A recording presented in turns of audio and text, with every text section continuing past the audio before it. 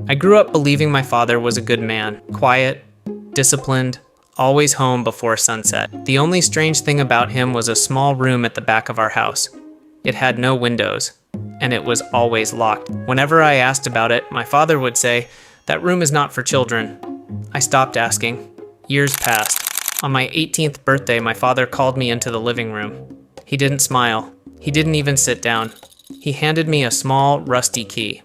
"This key," he said, "opens the room." My heart started beating fast. He looked at me and said something I will never forget. "You are old enough now to decide whether this family stays together or ends tonight." I asked him what he meant. He didn't answer. Instead, he walked to the back of the house and stood in front of the locked door. My hands were shaking as I held the key. I opened the door. The room was dark. The smell hit me first cold, damp, and old. Then my eyes adjusted. Inside the room were photos, hundreds of them. Photos of my mother, photos of me. Photos of our neighbors, photos of people I had never seen before, all labeled with dates. Some dates were from before I was born. Then I saw the last wall, chains, handcuffs, and a fresh notebook on a small table.